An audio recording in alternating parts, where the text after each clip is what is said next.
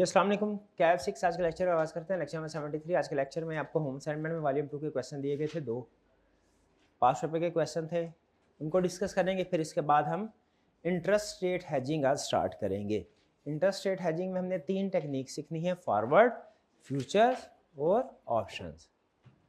आज की हमारी टेक्निक होगी interest rate hedging through forwards. लेकिन उससे पहले होम असाइनमेंट डिस्कस करते हैं। होम असाइनमेंट्स कितने स्टूडेंट्स ने की है? शाबाश भाई।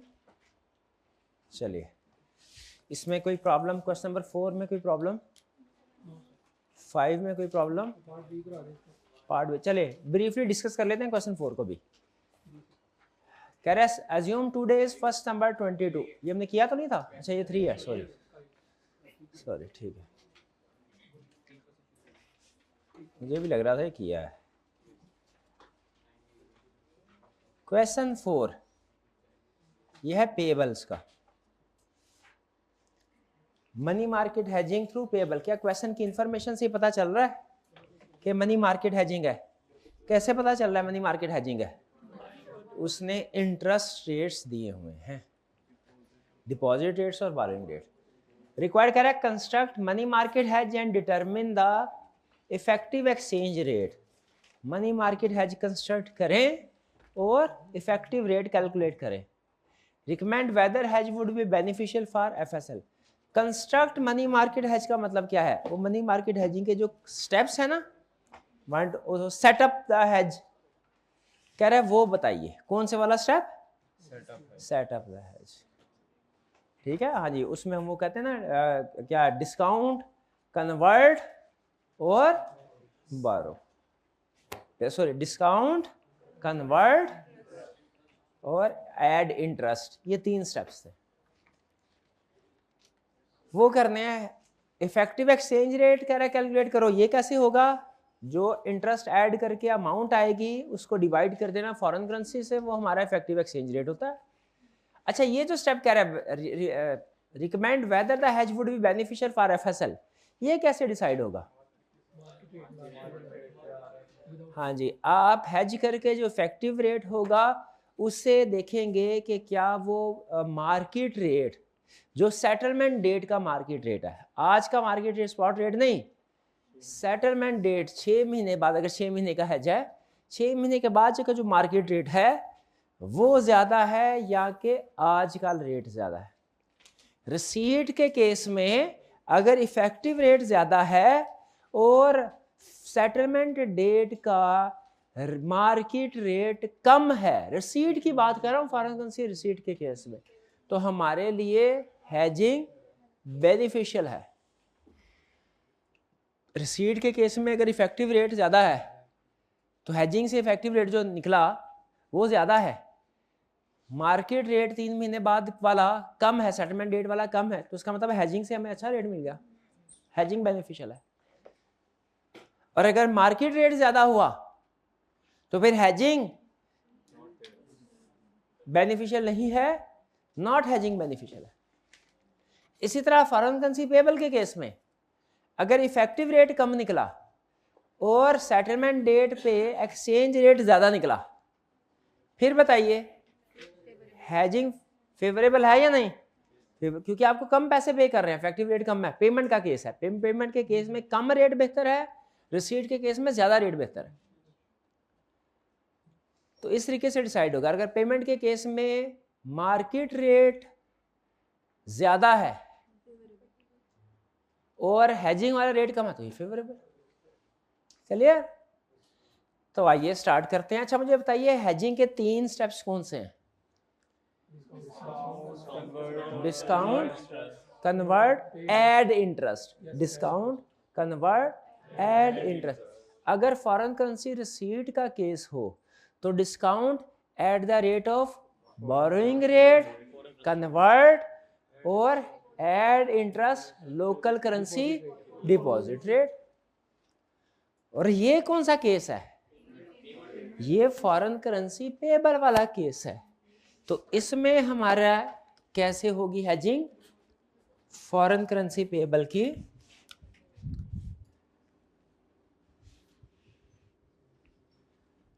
ये फॉरेन करेंसी पेबल के, पेमेंट के। इसमें क्या होगा, पहला डिस्काउंट किस रेट पे, at the rate of foreign currency receipt वाला बोरोइंग पे था, ये होगा डिपॉजिट रेट। फिर क्या होगा, convert to local currency, spot rate पे, convert at spot rate.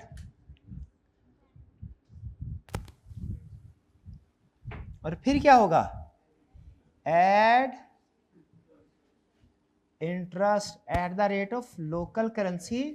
Receipt के केस में क्या था, डिपॉजिट रेट। और पेमेंट के केस में क्या होगा, बोरोइंग रेट। बोरोइंग रेट कौन सा होता है, कम वाला के ज्यादा वाला? ये आपको पता है, इंटरेस्ट रेट में भी जब आप बैंक के पास जाते हैं, बैंक दो रेट ऑफर करता है इंटरेस्ट के केस में। फॉरेन करेंसी के एक्सचेंज रेट में भी दो होते हैं ना, बाइंग सेलिंग। इंटरेस्ट रेट के केस में भी दो रेट होते हैं, एक कम वाला एक ज्यादा वाला। अगर आप बैंक में जमा करवाने के लिए जाएंगे पैसे, डिपॉजिट, बैंक कौन सा रेट देगा, कम वाला। और जब लोन लेने के लिए जाएंगे, ज्यादा वाला। अगर लोन पे कम होता, डिपॉजिट पे ज्यादा, तो हम सीए छोड़ के यही काम करते, बैंक से लोन लेते 7% पे और वही लोन उसी बैंक में डिपॉजिट करवा देते 8% पे, बैठे बैठे 1% फ्री। ऐसा होता नहीं है, ठीक है। तो याद रखिएगा कि बैंक के भी दो रेट देता है, डिपॉजिट रेट अलग है, बोरोइंग रेट अलग है। बोरोइंग रेट हमेशा ज्यादा होगा डिपॉजिट रेट से। बैंक से लोन लेने के लिए जाएंगे, रेट ज्यादा होगा। बैंक में पैसे रखवाने के लिए जाएंगे, इंटरेस्ट रेट कम होगा। तो इसका मतलब इस टेबल में सबसे पहले तो आप जो रेलिवेंट इंटरेस्ट रेट है ना, वो हाईलाइट कर लें, ताकि बार बार आपको घूमना फिरना ना पड़े। इसका फायदा कि ये याद करने का फायदा क्या हुआ, आपको रेट पता चल गए कौन से हैं। Discount at the rate of foreign currency deposit rate, ये फॉरेन करेंसी पेबल का था ना। FSL हैज टू पे, ये CN क्या है, क्या है, चाइनीज यन है, युआन, यन जो भी है। FL has to pay Chinese yuan 1 million in 6 months time, has to pay foreign currency. Foreign currency payment का है, तो अब इसमें रेलिवेंट रेट कौन कौन से हो गया, डिस्काउंट करना है eight the rate of foreign currency deposit rate. Foreign currency deposit rate 6 month का है ना, तो इसका मतलब 3 month तो सीधे सीधे क्रॉस लगा ले, 3 month तो सीधा क्रॉस लग गया, इररेलेवेंट है। 6 month में अब कौन से वाला उठाना है, फॉरेन करेंसी। इसको सर्कल कर ले, अंडरलाइन कर ले, ताकि पता चल जाए ये हमारा रेलिवेंट रेट है। और फिर इसके बाद स्पॉट रेट चाहिए। स्पॉट रेट कौन सा चाहिए, आज का कौन सा, बाइंग रेट, सेलिंग रेट? नहीं, अगर उसने बाइंग सेलिंग दोनों दिए हुए हैं रेट, यहां पे तो उसने चले आसानी कर दी, एक ही रेट दिया हुआ है। बाइंग रेट और सेलिंग रेट दोनों दिए हुए हैं। फॉरेन करेंसी रिसीट का केस होता, हम बैंक को सेल करने के लिए जाते। अब ये फॉरेन करेंसी पेमेंट का केस है, हम बैंक से बाय करेंगे। बैंक कौन सा रेट लगाएगा, सेलिंग, हायर वाला। अगर यहाँ पे उसने नीचे स्पॉट रेट में दो रेट दिए होते ना, वैसे उसने एक ही रेट दिया हुआ है, लेकिन आपको पता है ये दो रेट होते हैं प्रैक्टिकली। दो रेट दिए होते, हम कौन सा वाला रेट उठाते, हायर वाला। पेमेंट का केस है, रिसीट का केस नहीं है। भाई समझ रहे हैं कि नहीं ये बात? ये ना हो इस दफा वो दो रेट दे दे और आप कहते हैं ये क्या हो गया, और वो अगर इस दफा दिया तो उसने दो रेट ही देगा। तो आपको पता होना चाहिए रिसीट के केस में कौन से वाला रेट उठाना है आपने। रिसीट के केस में कौन सा, हमें रिसीट हुई, बैंक को सेल करेंगे, बैंक बाय करेगा, लोअर रेट। पेमेंट के केस में कौन सा, हायर रेट। चलिए अब इसका मतलब यहां पे हमारा कौन सा रेलिवेंट हो गया, करंट स्पॉट एक्सचेंज रेट 34.5, इसको टिक कर ले, ये टिक हो गया। और फिर इसके बाद तीसरा रेट कौन सा चाहिए हमें, local currency borrowing rate. Local currency ये 6 month का, 3 month का तो छोड़ दे। Borrowing rate 17.16। तो ये 2-3 रेट हमारे लिए काम के हैं। Money market hedging clear? 3 steps हैं, हर स्टेप के लिए कोई ना कोई रेट चाहिए। आपने रेट सर्कल, जैसे ही सर्कल कर लिया सही रेट को, क्वेश्चन उधर ही खत्म। और इस क्वेश्चन में कुछ नहीं है, बाकी सिर्फ कैलकुलेशन है। तो कर लेंगे कैलकुलेशन। तो डिस्काउंट बताइए जरा, डिस्काउंट करके मुझे बताइए फॉरेन करेंसी कितनी अमाउंट होती है? 1 मिलियन डिवाइडेड बाय 1 प्लस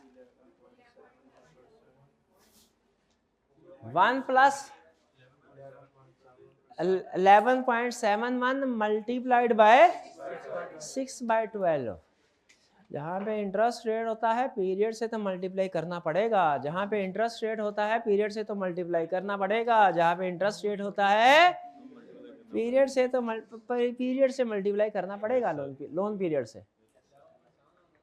हाँ जी 11.71 है। डिस्काउंट करें कितना है? 944,688। कैसे आया? 1 million divided by 1 plus 0.1171 multiplied by 6/12। ठीक है, यानी 11.71 को मल्टीप्लाई बाय 6/12 करना है। जो जवाब आएगा उसमें प्लस करना है, जो आंसर आएगा 1 मिलियन से डिवाइड कर दें। क्लियर? अभी मैंने कौन सी कैलकुलेशन समझाई है? डिस्काउंटिंग। डिस्काउंट कर लिया स्टेप 1। अब नेक्स्ट स्टेप क्या करना है? कन्वर्ट करना है लोकल करेंसी में। कौन सा रेट? कौन सा? स्पॉट रेट में कौन सा? बाइंग के सेलिंग?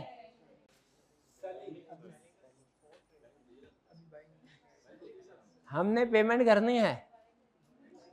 हाँ जी, बाइंग रेट के सेलिंग रेट? इसको पहले रिसीट के साथ समझ ले। रिसीट के केस में हमने सेल करना था, बैंक ने बाय करना था। पेमेंट के केस में हम बाय करेंगे, बैंक सेल करेगा। Selling rate, higher rate. ये हायर वाला रेट है जो नीचे 34 पॉइंट, ये जो नीचे सॉरी ये क्या कौन सा है? हाँ 34.5, ये हायर वाला रेट है। ये आप लोअर वाला रेट तो नहीं समझ रहे इसको। हालांकि उसने एक ही रेट दिया, लेकिन अगर 2 रेट दे देगा ना तो चूज कर लेंगे। तो अब मल्टीप्लाई करें 34.5, ये प्रिंसिपल है 32.9 वगैरह वगैरह, ये प्रिंसिपल है ना। साइड पे लिख ले इस अमाउंट को। अब क्या करना है? ऐड करना है इसमें क्या? इंटरेस्ट। किस रेट पे? लोकल करेंसी डिपॉजिट रेट पे कि बोरोइंग रेट पे? अब देखिए मैं फिर भूल गया, तो मैं फॉरेन करेंसी रेट में ज्यादा, फॉरेन करेंसी रिसीट होती थी ना तो इधर था फॉरेन करेंसी बोरोइंग रेट और इधर आता था लोकल करेंसी डिपॉजिट रेट। अब पेबल है तो ये लोकल करेंसी उल्टा हो जाएगा, लोकल करेंसी बोरोइंग रेट आ जाएगा। तो लोकल करेंसी बोरोइंग रेट लगाए 6 महीने पे इस अमाउंट के ऊपर। लोकल करेंसी बोरोइंग रेट क्या है वो हमने पहले 17.16। तो ये जो आपने कन्वर्ट एक्सचेंज रेट लगाने के बाद प्रिंसिपल आया है ना, इसमें ऐड करें principal multiplied by 0.1716 multiplied by 6/12। करे करे करे करे करे करे करे 279,637। इसमें ऐड कर ले प्रिंसिपल, डिवाइड करें इफेक्टिव 1 मिलियन के साथ। इफेक्टिव रेट क्या आया? 35.39। तो बताइए ये सही रहा ये हेजिंग के कोई नहीं रही सही? और सही क्या रही है? बहुत सही रही है। क्या रेट आया इफेक्टिव पेमेंट का? 35.39। हेजिंग ना करते कितना रेट देना पड़ता? 37.6 लग पता जाता। ये जब 1 मिलियन, आपका भी सर 2 रुपए का फर्क है, कोई बात है, 1 मिलियन से मल्टीप्लाई होगा बनता है 2 मिलियन, लग पता जाता आपको कितना होता है 2 मिलियन। हेजिंग इफेक्टिव है? बेहतरीन। चलिए आगे चलते हैं। नेक्स्ट है question 5। Assume that today is 1 सितंबर 2023। कह रहे यूनिटी राइस स्टेटस यूआरटी। अच्छा, जैसे उसने राइस बोला ना, अंदाजा मुझे कुछ हो गया था, लेकिन मैं कंफर्म नहीं है। हो सकता है कहता है कि राइस उसने एक्सपोर्ट किया है। साइंसदान है ना, वो भी क्वेश्चन को पलटी मार सकता है वो। estimates that it will have 25.59 metric ton of rice available for sale on 29 फरवरी 2024। आज 1 सितंबर है, सितंबर गया, अक्टूबर, नवंबर, दिसंबर, जनवरी, फरवरी, 6 महीने के बाद इसकी फसल तैयार होगी। और ये अवेलेबल फॉर सेल है कि अवेलेबल फॉर परचेज है? सेल है। परचेज का होता है वो भी हम कैलकुलेट करते हैं, उसमें क्या मसला है? कोई मसला। सेल। In view of recent volatility in food prices URT is considering hedging its market risk. Hedging करना चाहते हैं, इसी के लिए तो हमने सीखी, अभी करते हैं। Following information available. Current spot price stand at पाक रुपीज 90,000 मैट्रिक टन। इररिलेवेंट। अगर उसने मनी मार्केट हेजिंग दी जो कि कोई नहीं दी उसने, इररिलेवेंट हो जाएगा। The future contract for 1 metric ton set to expire in 6 months is priced at पाक रुपीज 93,500। देखिए set to expire in 6 months, period match हो गया, यही तो उठाना है। अभी आपने 2-3 क्वेश्चन किए हैं जिसमें आपने देखा वो इररिलेवेंट पीरियड भी दे देता है, 3 मंथ भी दे देता है। इस प्राइस एट पाक रुपीज 93,500 मैट्रिक टन, ये हमारे लिए रेलेवेंट, ये एग्री ट्रेड है।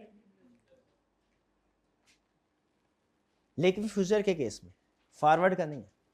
आगे कह रहा है terms of the forward contract. ये क्या मतलब, एक ही क्वेश्चन में फॉरवर्ड भी आ गया फ्यूचर भी आ गया, दोनों पूछ रहे। लेकिन फॉरवर्ड की अलग हेजिंग करनी है हमने, फ्यूचर की अलग करनी है। फॉरवर्ड का टेबल अलग बनेगा, फ्यूचर का अलग बनेगा।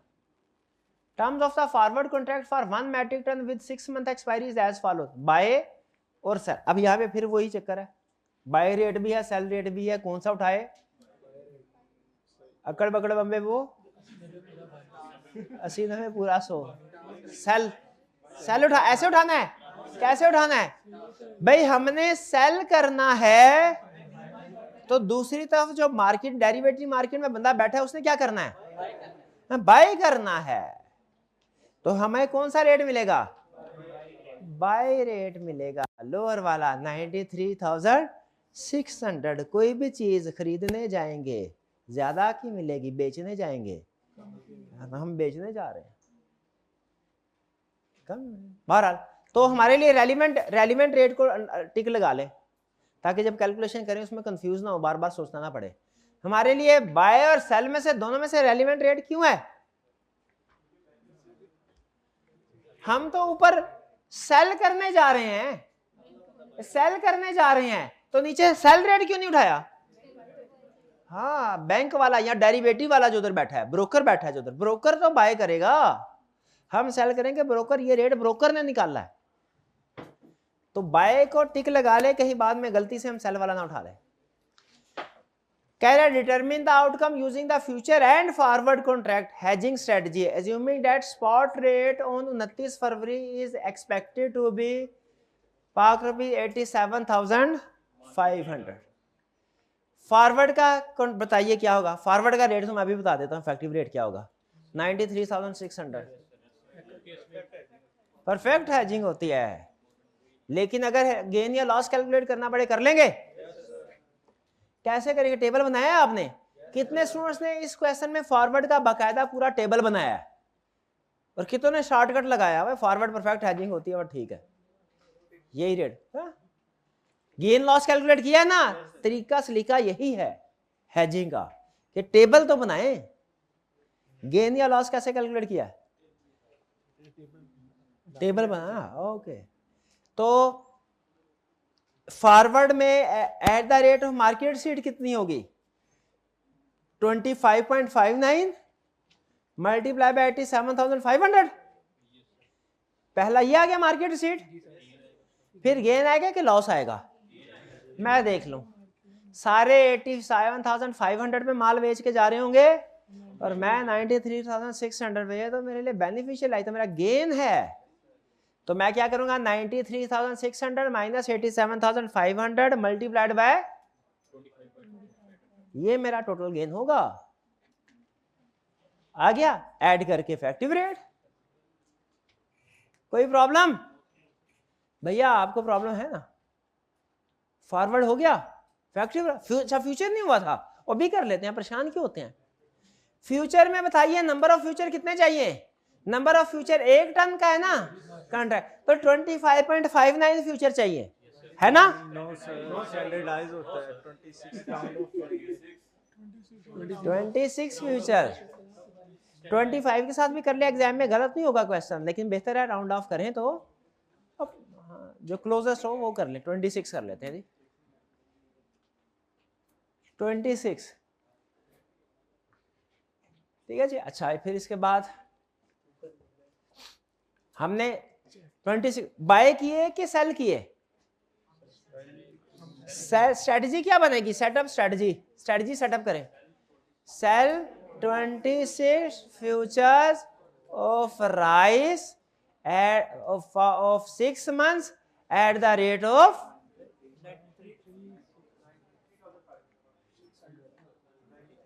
एक मिनट, शाबाश, 93,600 वाला कौन था? नहीं सर वो भाई इधर से आवाज आई थी, ये इसकी तेरी आवाज थी, इसकी नहीं आई थी। ड्रामे करते हो। 93,600 क्यों गलत है? हमने बाय नहीं करना, हमने तो सेल करना है, ये हुई ना बहुत हो।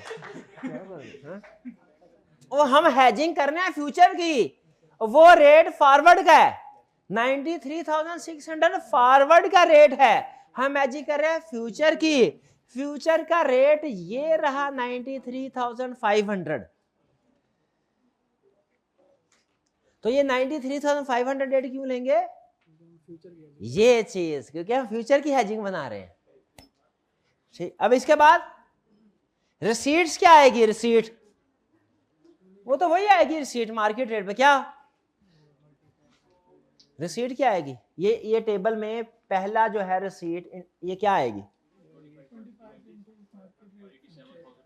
25 इंटू 25.59 इंटू मार्केट रेट, शाबाश।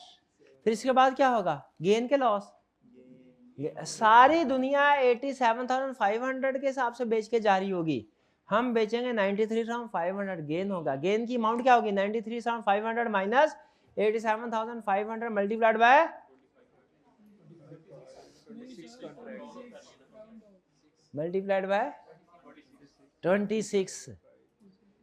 26 है, 25 पॉइंट नहीं है 59, 26, तो कितना गेन आया? 156,000। अब ऐड करके इफेक्टिव रेट कैलकुलेट कर, ये क्या है? रिसीट, हाँ ऐड हो जाएगा, रिसीट में गेन ऐड होता है, ऐड करके इफेक्टिव रेट आ जाएगा, शाबाश। अब एंड में क्या कह रहा है? Suggest the optimal strategy for URT along with appropriate justification in the event that spot price is forecasted to rise to park rupees 102,000 metric ton within the next 6 months। कह रहे ऑप्टिमल स्ट्रेटजी बताइए कि अगर जो rate है वो 1,02,000 पे चला जाएगा 6 महीने बाद। ऑप्टिमल स्ट्रेटजी का मतलब क्या होता है कि हमने बताना है फॉरवर्ड बेहतर रहेगा, फ्यूचर बेहतर रहेगा, मनी मार्केट बेहतर रहेगा कि ऑप्शन बेहतर रहेगा, हमने ये बताना है। और कैसे बताते हैं हम? ये इफेक्टिव रेट की बेस पे। अगर रिसीट का केस है ना, रिसीट का केस, तो जिस ऑप्शन में इफेक्टिव रेट सबसे हाईएस्ट होगा वो सबसे बेहतर होगा। क्वेश्चन में अगर उसने फॉरवर्ड और फ्यूचर दो हेजिंग स्ट्रेटजीज बताई हैं, तो मुझे बताइए हमने कितने रेट्स का कंपैरिजन करना है? हाँ 3 का, एक फॉरवर्ड हेजिंग थ्रू फॉरवर्ड, एक हेजिंग थ्रू फ्यूचर, एक नो हेजिंग। नो हेजिंग का मतलब क्या है? मार्केट रेट पे बेच दो जो 6 महीने बाद है, समझ गए? और अगर पेमेंट का केस हो तो optimal strategy, most beneficial strategy कौन सी होगी? जिसका इफेक्टिव रेट सबसे कम हो। इफेक्टिव रेट के साथ कंपेयर करना चाहे रेट के साथ कंपेयर कर लें, बाज़ औक़ात वो टोटल रिसीट्स या टोटल पेमेंट्स को भी कंपेयर करता है, वो थोड़ा मुश्किल होता है, लेकिन वो भी ठीक है, वो भी ठीक है, रिजल्ट हमेशा सेम आएगा, 100% सेम आएगा रिजल्ट। तो इस केस में क्या करना है, पार्ट बी में आपको तीनों का इफेक्टिव रेट कंपेयर करना है। अब बी के केस में मुझे बताइए कि अगर एक्सपेक्टेशन ये हो कि मार्केट रेट 102,000 हो जाएगा, तो फिर इस केस में क्या होगा, पहले आपने रेट बता दिए, कंपेयर कर लिए। अगर 102,000 हो जाए तो भैया वो फॉरवर्ड रेट, फॉरवर्ड में क्या रेट मिलेगा हमें, अगर फॉरवर्ड करते हैं तो 93,600 का रेट मिलेगा। अगर फ्यूचर के जरिए से हैजिंग करते हैं,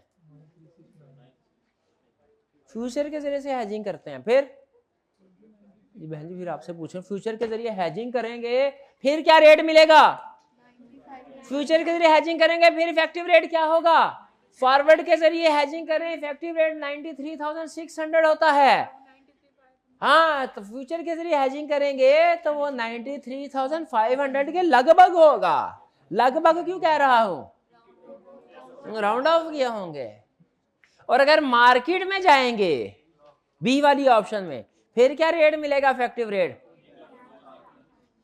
पार्ट बी करें, पार्ट बी इसमें 102,000 मिलेगा। तो सबसे अच्छा कौन सा रह गया, 93,500, 93,600 के 102,000। ऑप्टिमल स्ट्रेटजी का कंसेप्ट समझ आया क्या होता है, मोस्ट बेनिफिशियल ऑप्शन का कंसेप्ट समझ आया क्या होता है। रिसीट के केस में जिसमें सबसे ज्यादा मिलेगा रेट, और पेमेंट के केस में जिसमें सबसे कम होगा। क्लियर। फिर कह रहे हैं अब ये चलो आपने कह दिया मोस्ट बेनिफिशियल स्ट्रेटजी ये है 102 का, अगर एक्सपेक्टेशन हो कि हेजिंग की ना जाए, what could be reason that might prevent the execution of optimal strategy. क्या रीजन हो सकती है कि जो ये एग्जीक्यूशन ऑफ ऑप्टिमल स्ट्रेटजी क्या, नो हेजिंग यानी मार्केट में सेल करो, इसमें प्रॉब्लम क्या हो सकती है, दो प्रॉब्लम हो सकती है। पहली प्रॉब्लम प्राइस कम भी तो हो सकती है, आखिर तो है अंदाजा ही, चाहे जितना मर्जी पक्का लगाने की कोशिश की हो आपने, है तो अंदाजा ही, और मार्केट हमेशा कोई भी टर्न ले सकती है। और दूसरा जो रिस्क अवर्स इन्वेस्टर होता है वो कभी अपनी पोजीशन ओपन नहीं छोड़ता, रिस्की वो हेजिंग करके चलता है। अगर तो रिस्क को लाइक करने वाला इन्वेस्टर है ना, वो मार्केट रेट की तरफ जाएगा। रिस्क को अगर डिसलाइक करने वाला इन्वेस्टर है, उसको चाहे प्रॉफिट नजर भी आ रहा हो वो उधर नहीं जाएगा। क्लियर हुआ या पार्ट बी भी प्यारे भाई, ये जो कह रहे थे नहीं समझ आई।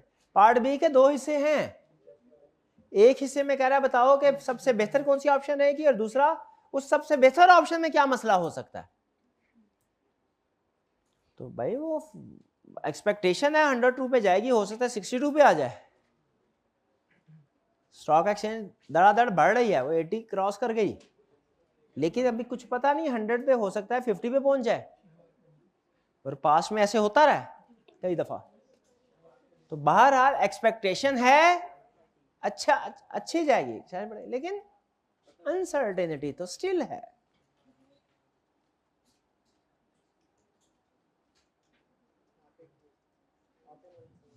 ओके कोई बात नहीं, समझ आ गई ना, अब भी समझ आ गई तो बहुत है। अब हम चलते हैं किसकी तरफ, इंटरेस्ट रेट हैचिंग की तरफ। तैयार हैं जी।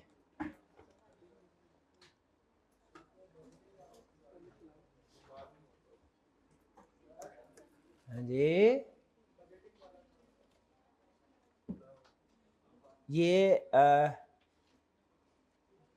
फाइनेंशियल रिस्क मैनेजमेंट कंप्लीट कर लें, फिर उसके बाद हमारे न्यूमेरिकल पोर्शन सारे कंप्लीट हो जाएंगे ना, उसके बाद फिर डेली एक थ्योरेटिकल और एक न्यूमेरिकल में से कोई ना कोई रिवीजन करते जाएंगे। डेटर वाला पोर्शन 45 डेज वाला, हाँ तो वो बताया था ना आपको 45 डेज में कैसे करना है। उसमें 45 डेज में हर महीने के 2 हिस्से करने हैं, जनवरी का फर्स्ट हाफ, फरवरी का सेकेंड, जनवरी का फर्स्ट हाफ, जनवरी का सेकेंड हाफ। जनवरी का फर्स्ट हाफ कब कलेक्ट होगा 45 डेज के बाद? फरवरी के सेकेंड हाफ में। और जनवरी का सेकेंड हाफ कब कलेक्ट होगा? मार्च के फर्स्ट हाफ में। ये कैलकुलेशन याद है? इसमें यही कैलकुलेशन थी। 2 हिस्से किए हो ना उसने हर महीने के, आधा इधर आधा उधर। अगर तो 30 डेज हो क्रेडिट पीरियड, बहुत आसान। जनवरी की सारी कलेक्शन फरवरी में, फरवरी की मार्च में, मार्च की अप्रैल में। अगर क्रेडिट पीरियड 30 डेज की बजाय 60 डेज हो फिर भी बहुत आसान। जनवरी की कलेक्शन मार्च में, फरवरी की मई में, मार्च की फरवरी की अप्रैल में, मार्च की मई में। मसला कब आता है? 45 डेज में। 45 डेज में हर महीने के 2 हिस्से करने हैं। 2 हिस्से किए हर महीने के? सवाल ही नहीं किया होगा मैंने। तो हर महीने के 2 हिस्से किए हैं।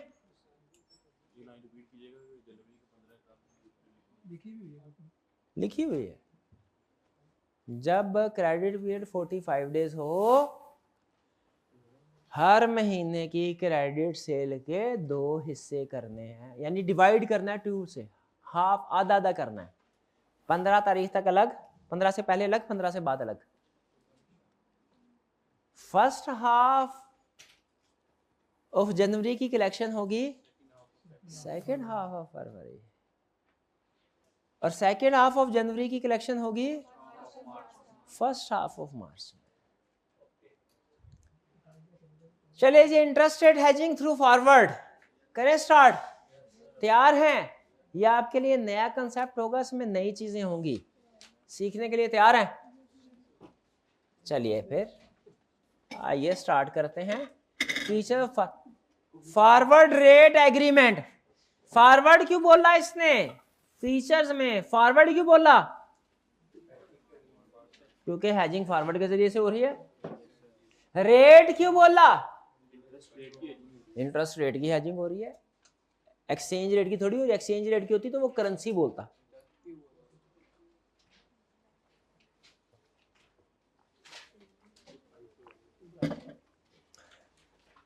एक चीज में रखिएगा, ये हेजिंग इंटरेस्ट रेट की हो रही है, लोन की नहीं हो रही।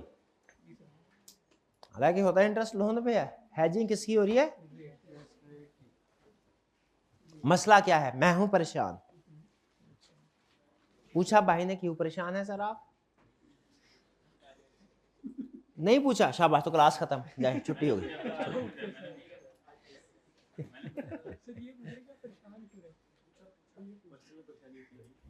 वही बताने लगा परेशान क्यों। मैं कहा मेरे को 3 महीने के बाद लोन चाहिए 6 महीने के लिए। गौर से सुनिएगा, आज नहीं लोन चाहिए।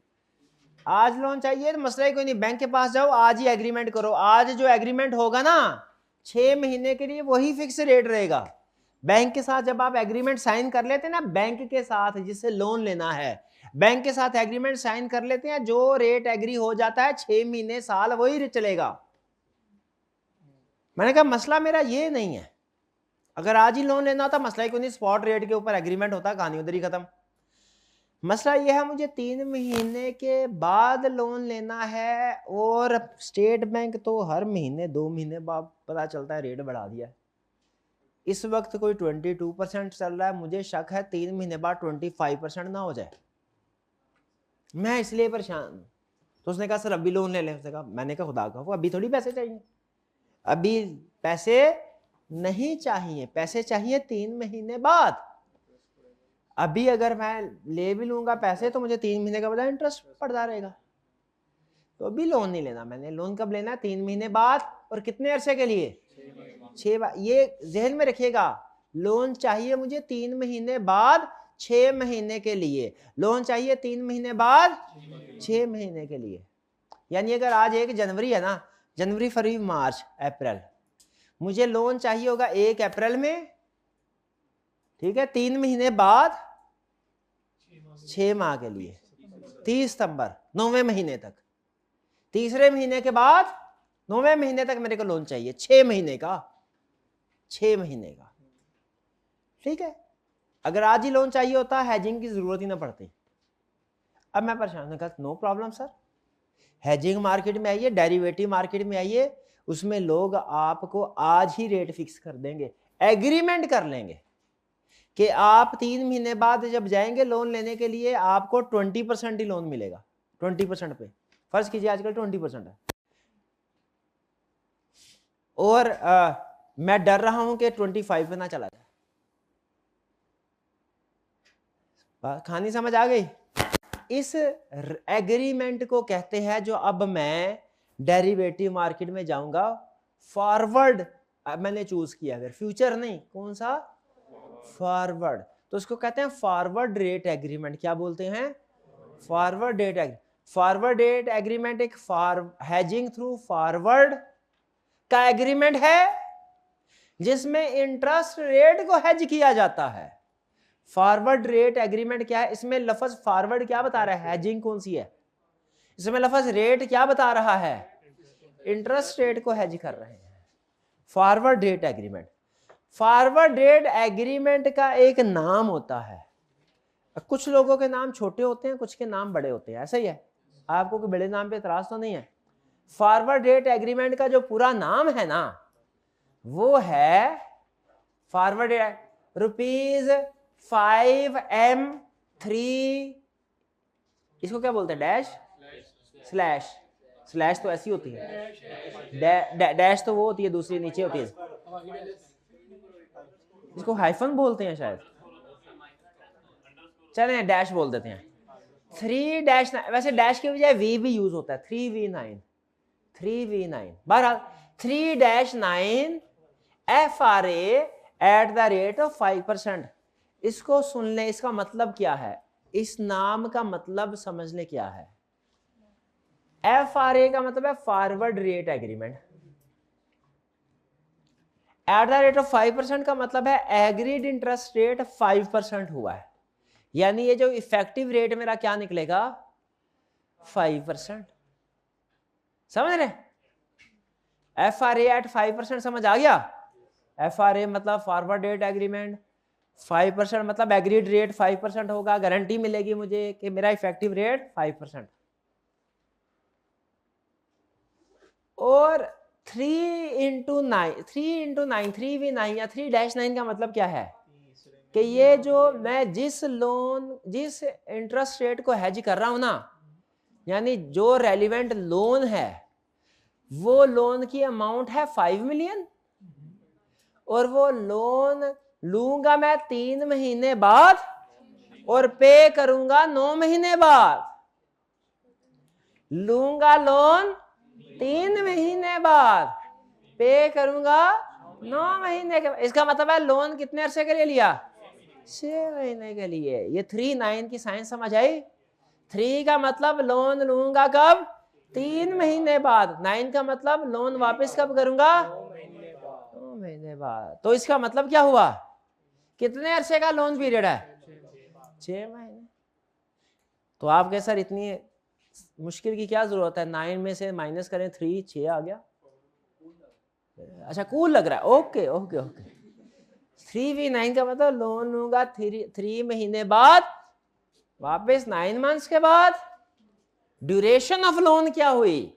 3 मंथ्स के 9 मंथ्स, 6 मंथ्स। और अमाउंट क्या हुई? 5 मिलियन। ठीक है जी, ये समझ आया? फिर से कह रहा है forward date agreements are refer to as T1 × 2।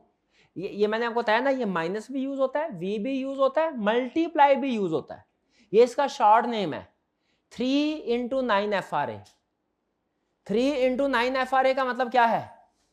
Short name है, शॉर्ट नेम है।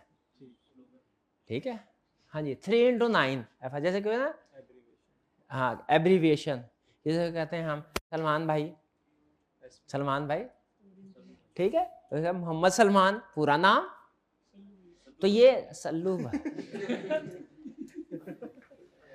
चले ठीक है भाई, ये सल्लू भाई हैं और ये मोहम्मद सलमान, पूरा नाम, दोनों एक ही चीज है। 3 × 9 करें या 3v9 करें, एक ही बात है। अगर इसको हम टाइमलाइन के जरिए से समझे, और टाइमलाइन के बगैर ये समझ नहीं आता, अगर इसको टाइमलाइन के जरिए से समझे, इसको तो मिटा देते हैं, ये तो कहानी खत्म होगी इसकी। फॉरवर्ड डेट एग्रीमेंट को कैसे समझे हम, ये ज़हन में रखिएगा। टाइमलाइन, इसमें 2-3 कंसेप्ट छुपे हैं।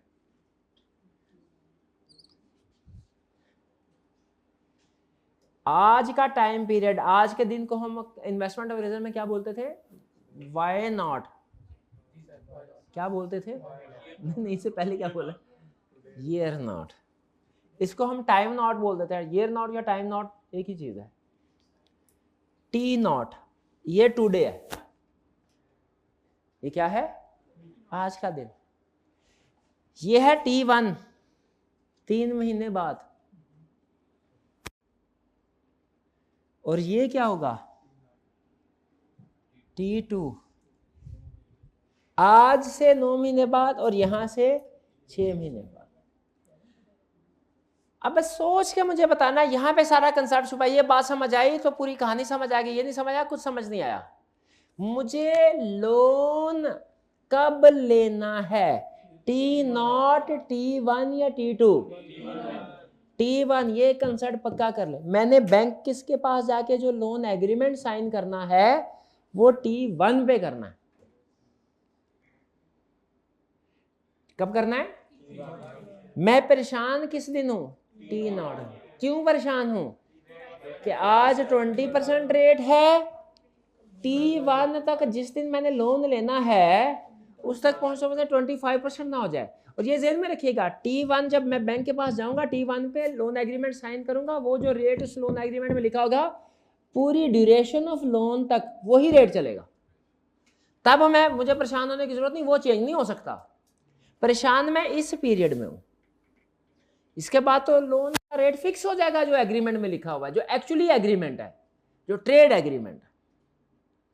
समझ आ रही है? तो ये है T1। अब वो बंदा मुझे देख रहा है, क्यों परेशान, मैं कहा 25% आज का रेट है, मैं कह उधर 25% ना हो जाए। मैंने कहा सर फिक्र ही ना करें, आज आपको लेके चलता हूं डेरिवेटिव मार्केट में। किधर लेके चलता हूं, डेरिवेटिव मार्केट में।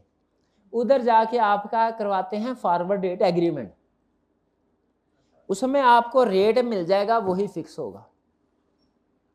मैं गया, मैंने देखा उधर हर दुकान के ऊपर अलग अलग एग्रीमेंट लगे हुए थे, कोई 5 मिलियन का, कोई 4 मिलियन का, कोई 3 मिलियन, कोई 2 मिलियन। मुझे चाहिए था 5 मिलियन वाला, मैंने कौन सा उठाया, 5 मिलियन का। अब आगे टाइम पीरियड भी अलग थे, कोई 1 महीने बाद शुरू हो रहा था 6 महीने के लिए, कोई 2 महीने बाद शुरू हो रहा था 6 महीने के लिए, कोई 3 महीने बाद शुरू हो रहा था 6, कोई 4 महीने बाद, कोई 5, कोई 6। मैंने कौन सा उठाना था, 3 महीने बाद। 3 महीने बाद 6 महीने के लिए, इसका नाम क्या होगा, इसका नाम क्या होगा, 3V9। इसको चाहे तो कह ले 3V9 FRA, या चाहे 3x9 FRA, चाहे 3-9 FRA। ये इसका शॉर्ट नेम है, और इसका फुल नेम क्या होगा, 5M स्टार्ट में और एट द रेट ऑफ 20%। ये इसका पूरा नाम है। चाहे क्वेश्चन में शॉर्ट नेम लिख दे, चाहे पूरा नाम लिख दे। भाई बात समझ आई? मैंने ये अब गौर से सुनिएगा, इसमें कंसेप्ट थोड़ा टेक्निकल आगे मजीद एक और कंसेप्ट आने वाला टेक्निकल, इसलिए गौर से सुनिएगा बात। मैंने ये लोन एग्रीमेंट किस दिन करना है, T1। मैंने derivative contract FRA forward rate agreement किस दिन किया, T0। Forward rate agreement settle किस दिन होगा,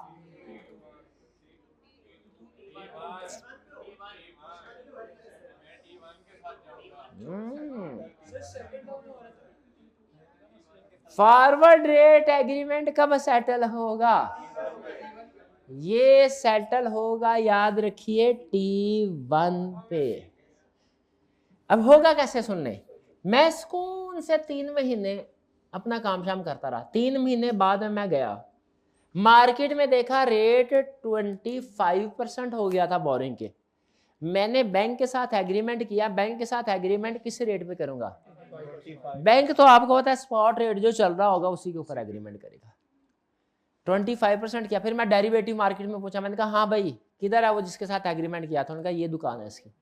हम बैठ गए, हमने कहा भाईजान अब मुझे बताइए, हमने उससे पैसे लेने हैं कि देने हैं? हाँ, हमने पैसे ले। हम कहेंगे भाई तू तो कहता था 20% रेट गारंटीड है, उधर 25% हो गया है, अब 5% एक्स्ट्रा दो हमें, 5% एक्स्ट्रा। वो कहेगा ठीक है सर बिल्कुल पैसे देंगे, आप अभी ठहरे, जो कहा है वो करेंगे। अब वो हमें 5% देगा, ये क्लियर? अच्छा, और अगर मार्केट में रेट 15% होता तो बैंक के साथ जाके रेट कर एग्रीमेंट करते हम 15 पे। उस सूरत में भी डेरिवेटिव मार्केट आना पड़ता। उस सूरत में हम कहते हैं भाई वो जिसका एग्रीमेंट है किधर है? ये दुकान पड़ी है उसके। हम कहते वो क्या कहता, आप दीजिए। ये 5% क्या है? डिफरेंस। अगर 25% रेट एग्रीमेंट करते ना तो ये एग्रीड रेट और मार्केट रेट का डिफरेंस है जो हम पे कर रहे हैं। समझ रहे हैं? जिसे आप गेन या लॉस कहते थे। कुछ बात समझ आई? फॉरवर्ड रेट एग्रीमेंट खत्म हो गया, सिर्फ एक कंसेप्ट रह गया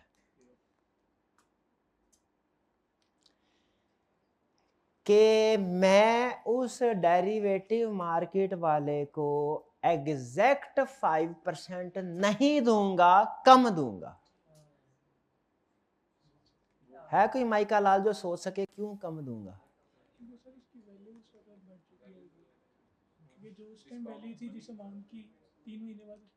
या वो हमें क्यों देगा? फर्ज कीजिए मार्केट में रेट 25% हो गया था, हम 25% एग्रीमेंट करके उसके पास पहुंचे, हमने कहा तूने एग्रीमेंट किया था FRA पे 20% का, अब हो गया 25%, तो अब हमें दो पैसे।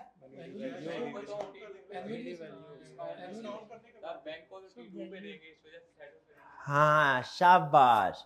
कंसेप्ट इसमें ये है कि हमने जो 25% रेट ऑफ इंटरेस्ट देना है ना बैंक को, वो कब देना है? T2 पे। लेकिन डेरिवेटिव वाले से कब ले रहे हैं? T1 पे। डेरिवेटिव वाला हमें दो ऑप्शन देगा, कहेगा अगर पूरा 5% लेना है ना तो तुम भी इंतजार करो। तुम कौन सा अभी बैंक को दे रहे हो?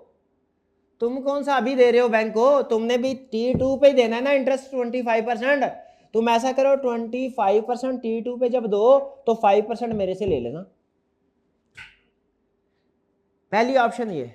दूसरी ऑप्शन क्या है कि अगर तुमने T1 पे ही लेना है ना तो मैं 5% अभी भी तुम्हें दूंगा, लेकिन 5% कैलकुलेट करके, क्योंकि पेमेंट तुमने करनी है T2 पे, मैं तुम्हें पैसे दे रहा हूं जल्दी T1 पे, तो मैं डिस्काउंट करके दूंगा। बोलो बताइए, T1 पे जो डेरिवेटिव मार्केट में सेटलमेंट होनी है ग्रॉस होनी चाहिए कि डिस्काउंटेड? ग्रॉस के डिस्काउंटेड? डिस्काउंटेड। तो यहां पे एक लफ्ज बोला जाता है पे ऑफ, एक बोला जाता है इंटरेस्ट पेमेंट। इंटरेस्ट गेन या लॉस? गेन या लॉस? गेन या लॉस जब आपने कैलकुलेट करना, क्या करना है?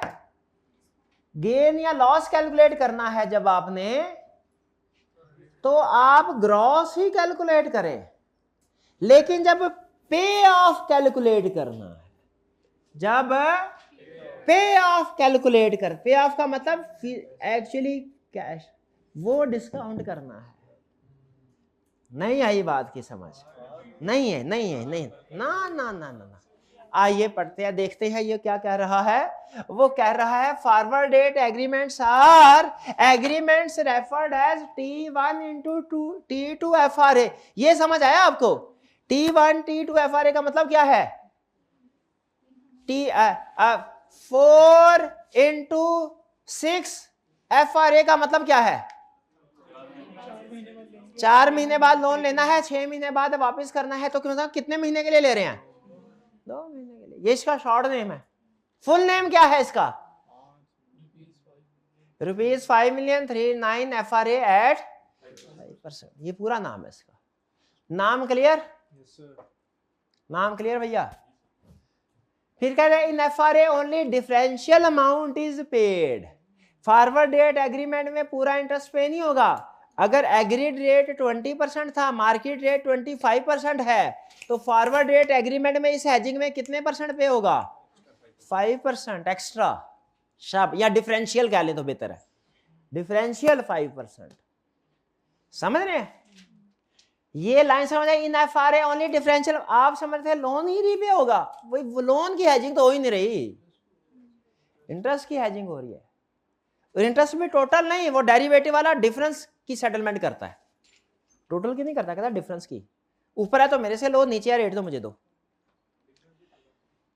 इन FRA इंटरेस्ट, ये है काम की चीज। फॉरवर्ड डेट एग्रीमेंट में जो इंटरेस्ट पे होगा ना, वो T1 पे। अच्छा देखे, हमने जो लोन बैंक से लिया है ना, वो इंटरेस्ट पे होगा T2 पे। जो बैंक से इंटरेस्ट लिया है T2 पे होगा। लेकिन जो डेरिवेटिव मार्केट में जाके हमने ब्रोकर के साथ फॉरवर्ड डेट एग्रीमेंट किया है, वो कब सेटल होगा? T1 पे होगा। कब होगा? T1 पे। क्योंकि लोन का start is equal to FRA का एंड, तो उधर ही सेटल करना है। कहेगा भाई आज के बाद मिलना जुलना खत्म हमारा, आज सेटल करो, आज इसके बाद भागो। बात समझ आई? स्टेप्स देखें फिर अगर समझ आए। What is to be hedge? Borrowing of ₹5 million after 3 months for 6 months through forward. After 3 months for 6 months, तो ये क्या होगा? 3-6 आएगा ना, 3-9 आएगा थ्रू फॉरवर्ड। शाबाश, ठीक है जी। यहां तक सही है? सर वो चीज आपने लास्ट टाइम बताई थी ना, वो नहीं समझ। वो न्यूमेरिकल सर क्या कहें? Sir explain with the help of numeric example. पहले बोल ना, explain with the help of, ये उसी को एक्सप्लेन करने की न्यूमेरिक एग्जांपल है, ठीक है? आप समझ रहे हो? मैं ये वाली बात एक्सप्लेन किए बगैर आगे जा रहा हूं, डिस्काउंटिंग वाली बात एक्सप्लेन किए बगैर आगे जा रहा हूं, आप ये समझ रहे हो ना? हालांकि मैं डिस्काउंटिंग ही को तो एक्सप्लेन कर रहा हूं। यहां तक बात आगे। स्ट्रेटजी क्या है? बाय कर लो। क्या बाय करें? Forward rate agreement. कौन सा? 3V9। 3V, इधर तो 3 और 6 है, इधर 3 और 9 कैसे है? ये है 3 महीने बाद बारो करना है, 9 महीने बाद रीपे करना है। इसी को दूसरे अल्फाज में क्या कह रहा है? 3 महीने बाद बारो करना है 6 महीने के लिए, 6 महीने के लिए, ठीक है जी।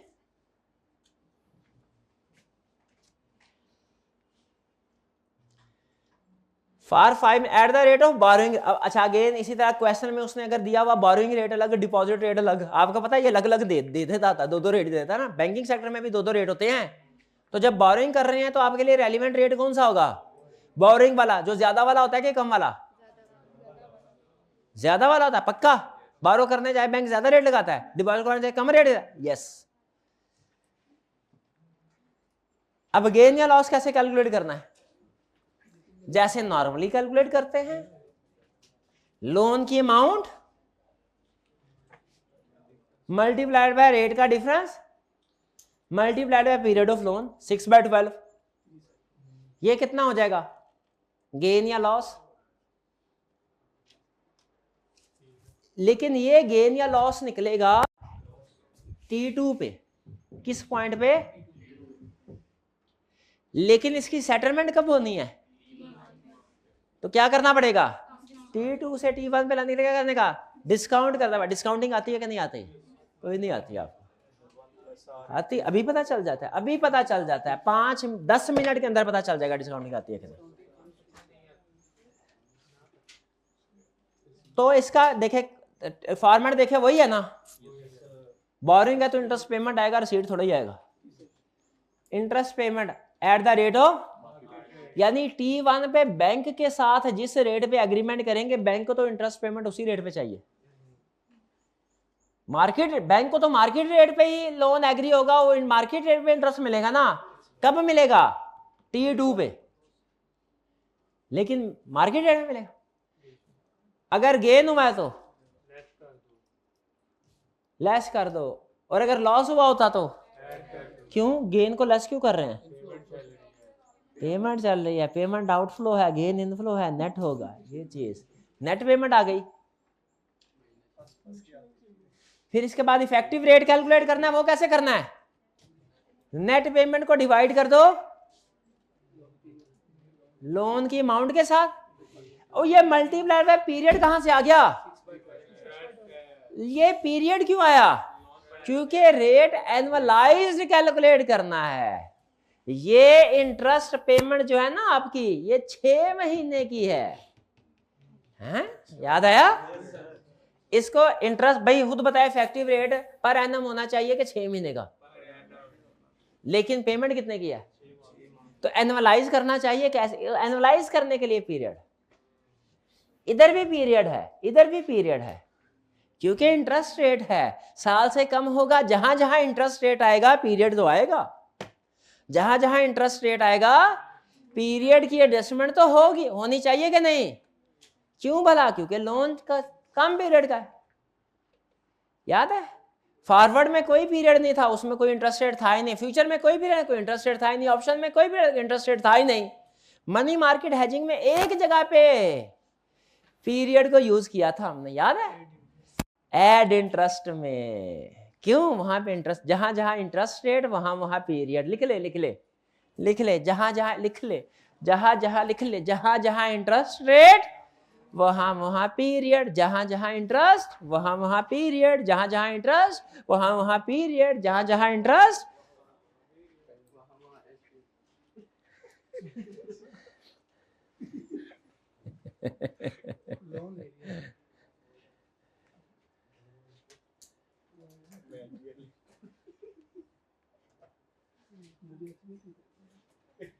भाई समझ आई कुछ इसकी? नहीं आई, नहीं आई ना ना ना ना, कोई समझ नहीं आई। Repeat with the help of numeric example. बिल्कुल अभी रिपीट करते हैं भाई। भाई ये डायग्राम के साथ ही कर रहा हूं, असाइनमेंट नहीं। ना ना ना, आपने कहना सर घुस जगह फंस गए थे एक जगह, फिर हमने कहा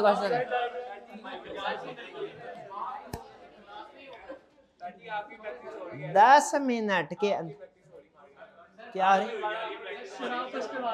तुम्हारी प्रैक्टिस?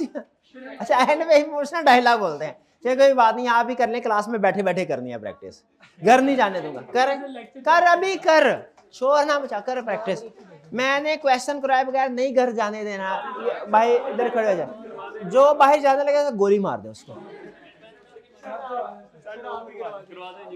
मैं ये करवा दूं, आप प्रैक्टिस नहीं करनी? कर रहे हैं, जल्दी करें, जल्दी करें। अब इसमें एक बड़ा मसला है, उसने रेट ही उल्टा दिया आपको। हाँ रेट वो कुछ नहीं ना कर सकता जब रेट आगे पीछे कर देता है। ए विल नीड टू अच्छा, लेकिन आपने फिर करना मेरे वाले फॉर्मेट पे, प्रॉपर फॉर्मेट पे। ये नहीं सर ये कैलकुलेटर पे कर लिया था। मैं पहली दफा आपको ये इजाजत दे रहा हूं कि क्लास में करवाए बगैर, वरना अभी तक किसी क्वेश्चन में इसमें ऐसा नहीं करवाए बगैर। और मैंने कल देखना, अगर आपने इसका गलत फायदा उठाया ना, आइंदा मैं इधर बिठा के फिर सवाल करवा के फिर आपको घर भेजना है। पक्का? मुझे पूरे फॉर्मेट में दोनों सवाल चाहिए, 14 भी 15 भी। क्लियर? मैं दिल नहीं मेरा मुतमिन वैसे। चले मौका दे के देख लेते हैं। ठीक है चलिए, ठीक है जी। आपकी होम असाइनमेंट है क्वेश्चन नंबर 14, क्वेश्चन नंबर 15। बस यही 2 क्वेश्चन, लेकिन प्रॉपर फॉर्मेट में मुझे चाहिए। चलिए आज का इन्वेस्टमेंट अप्रेजल का वो भी तो करना ही है, ये तो 10 मिनट का सवाल नहीं है दोनों। इन्वेस्टमेंट अप्रेजल भी शामिल है। हाँ जी, आज का लेक्चर यहाँ ख़त्म करते हैं हम। अल्लाह हाफिज़।